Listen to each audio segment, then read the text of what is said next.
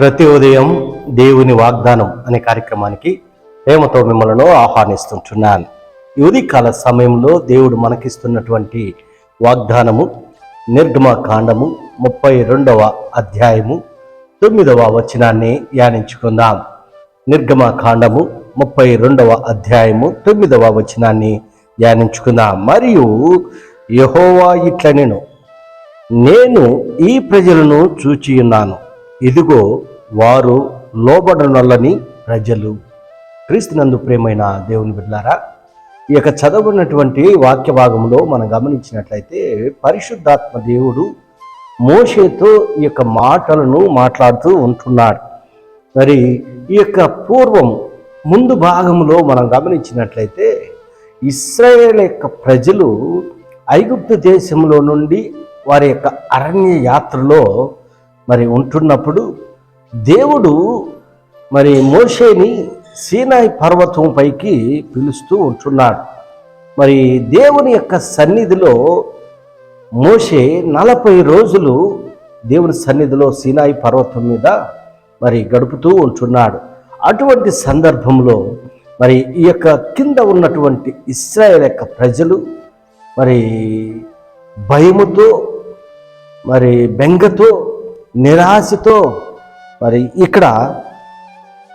అక్కడ వాళ్ళు చేస్తున్నటువంటి కార్యాన్ని బట్టి దేవుడు వారి పట్ల కోపపడుతున్నట్లుగా మనం చూస్తున్నాం. కోపగించుకుంటున్నటువంటి సందర్భంగా మనం చూస్తున్నాం. ఎందుకనగా మరి వారు అంటున్నారు,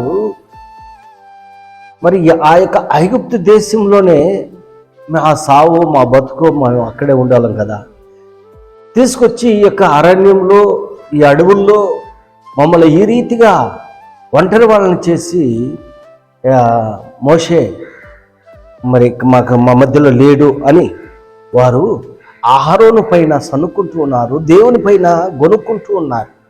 క్రీస్తునందు ప్రియమైన దేవుని బిడ్డలారా, అంతకు పూర్వము దేవుడు వారి కన్నుల ఎదుట అనేక అద్భుత కార్యాలను జరిగించుంటున్నాడు.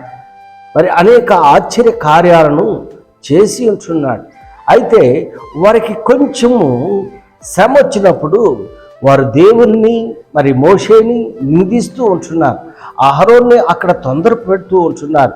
అందుకే మనల్ని నడిపించేదానికి మరి అక్కడ మనం గమనించినట్లయితే ఆ ప్రజలు అహరోను యొద్దకు కూడి వచ్చి, లేము మా ముందర నడుచుటకు ఒక దేవతను మా కొరకు చేయము, ఐగుప్తులో నుండి మమ్మల్ని రప్పించిన ఆ మోషే అనువాడు ఏమైనో మాకు తెలియదని అతనితో చెప్పి ఆ సనుక్కుంటున్నారు, గొనుక్కుంటున్నారు.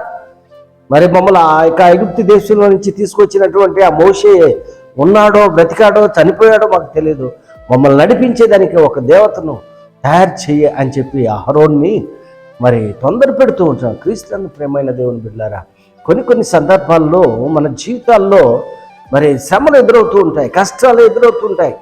అంత మాత్రాన మరి దేవుని పైన అలగటమో దేవుని నిందించటమో చేయకూడదు. కానీ ఇక్కడ ఇశ్రాయేలు ప్రజలు చేస్తూ ఉంటున్నారు, దేవుని నిందిస్తూ ఉంటున్నారు. అందుకే మరి దేవుడు వారి పట్ల కోపగించుకున్నట్లుగా మనం చూస్తాం. అందుకే మోషేతో ఈ యొక్క మాటలు అంటున్నాను, వారు లోబడనన్నటువంటి ప్రజలు.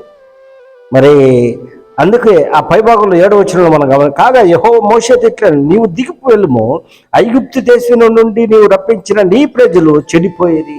దేవుడు మోషేతో మాట్లాడుతుంటాడు, దేవుడు చూస్తూ ఉంటున్నాడు, వారి యొక్క క్రియలను చూస్తూ ఉంటున్నారు.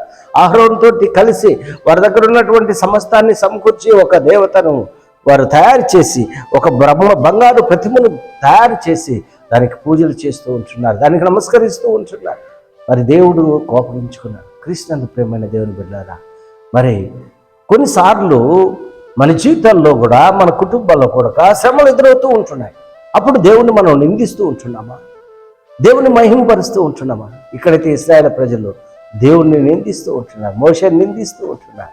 ఎందుకనగా మోషే ఒక నాయకుడిగా ఉంటున్నాడు, మమ్మల్ని మధ్యలో ఈ యొక్క మోషే మమ్మల్ని వదిలేసి వెళ్ళిపోయాడని చెప్పి వారు మోషే పైన సనుక్కుంటున్నారు. అందుకే దేవుడు అంటున్నారు, ఆ ప్రజలు చెడిపోయిపోయేసారు, వాళ్ళు లోబడినటువంటి ప్రజలు అని చెప్పి మోషేతో దేవుడు మాట్లాడుతుంటారు. అందుకు కావున నీవు ఊరకుడము, నా కోపం వారి మీద మండును, నేను వారిని కాల్చివేసి నేను గొప్ప జనముగా చేసేదని మోషేతో చెప్పు. మరి కోపగించుకున్నాడు ఇశ్రాయేలు ప్రజల పైన దేవుడు. అప్పుడు మరి మోషే వారి నిమిత్తము దేవుని సన్నిధిలో ప్రార్థన చేస్తున్న క్రీస్తునందు ప్రేమైన దేవుని బిడ్డలారా, ఈ ఉదయకాల సమయంలో ఈ మాటలు వింటున్న నీవు నేను, దేవుడు మనకు కష్టాలను కొన్ని సందర్భాల్లో మరి అనుమతిస్తాడు. ఆ కష్టాలను ఎదిరించేటువంటి ధైర్యము మరి విశ్వాసం మనలో ఉండాలి. ఈ యొక్క ఇశ్రాయేలు యొక్క ప్రజలు ఆ విశ్వాసాన్ని కోల్పోయారు, ఆ నమ్మకాన్ని కోల్పోయారు. మరి దేవునికి వ్యతిరేకమైనటువంటి కార్యాలు చేస్తారు. అందుకే దేవుడు వారిని మరి శపిస్తాడని దేవుడు మోషేతో అంటున్నాడు. అయితే మోషే దేవుని సన్నిధిలో వారి నిమిత్తం ప్రార్థన చేస్తూ ఉంటున్నాడు. క్రీస్తునందు ప్రేమైన దేవుని బిడ్డలారా, ఈ ఉదయకాల సమయంలో ఆయనకు లోబడి ఆయన ప్రార్థించేటువంటి వారిగా, ఆయనకు లోబడేటువంటి బిడ్డలుగా నీవు నేను ఉండాలని ఈ కొద్ది మాటల ద్వారా నేను హెచ్చరిక చేస్తున్న దేవుడి యొక్క మాటలను మరెక్కువగా మీకును మీ కుటుంబాలకును ఆశీర్వాదకరంగా మార్చునుగాక. ఆమేన్.